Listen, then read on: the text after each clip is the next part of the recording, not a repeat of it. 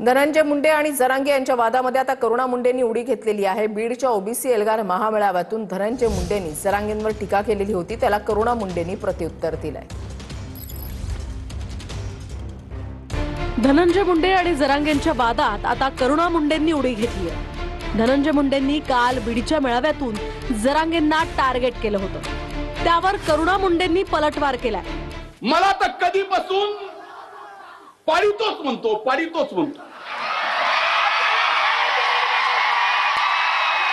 भुजबळ साहेबाला म्हणतो पाडितोच।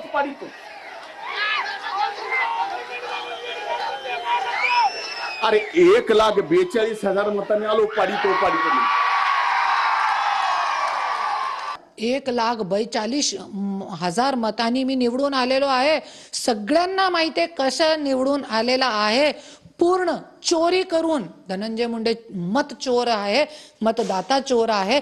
मेलेले लोकांचे मतदान केलेले आहे, माझ्याकडे सगळे पुरावे आहे। गुंड गँग लोकांना बूथ कॅप्चरिंग करून असे मतदान करून 1,42,000 मतांनी तू निवडून आलेला आहे। कुणाला घाबरायचं? कुणी अंगावर आलं? अंगावर आला तो शिंगावर घ्या, तो घ्या मला शिंगावर। जरी खरा तू एक मर्द आहे धनंजय मुंडे, तो मला शिंगावर घ्या। दसऱ्याचा मेळावा संपला रे, संपला की ते म्हणले धनगराचं आरक्षण 94ला जे भटक्यात दिले काढून टाका, 94चा GR रद्द करा। ह्याला GR तरी कळत असेल नीट। मी एक बोलते, तुला शपथपत्र कळते का धनंजय मुंडे?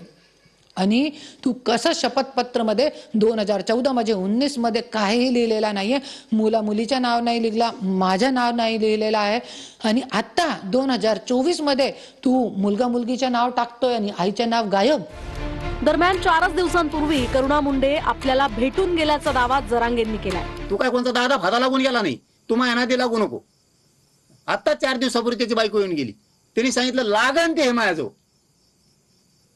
जाहीर सांगतोय मीडिया समोर आहे, सरळ सांगितलं बाईच्या आडून गेलं पुन्हा आपण गोळ्या मारित नसतो, आपल्यात खेटायची हिंमत आहे, समोरासमोर खेटल।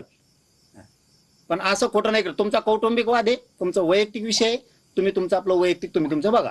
मी पण गेली होती की जरांगे भाऊ, धनंजय मुंडे आज जे माझ्यासोबत करत आहे त्याच्यामध्ये तुम्ही मला न्याय द्या आणि माझ्याकडे पूर्ण पुरावे आहेत। त्यांनी मला एकच समजावून सांगितलं की ताई तुमचं जीवन अनमोल आहे आणि त्याचं तुम्ही सुरक्षण करा अगोदर। बीड मधल्या मेळाव्यात मुंडेंनी जरांगेंवर चष्म्यावरून टीका केली होती, त्यालाही जरांगेंनी प्रत्युत्तर दिलं। आता माझ्या चष्म्याची सुद्धा अडचण आहे। तो म्हणतो परळीचा चष्मेवाला आवडलाय तर घेऊन जा।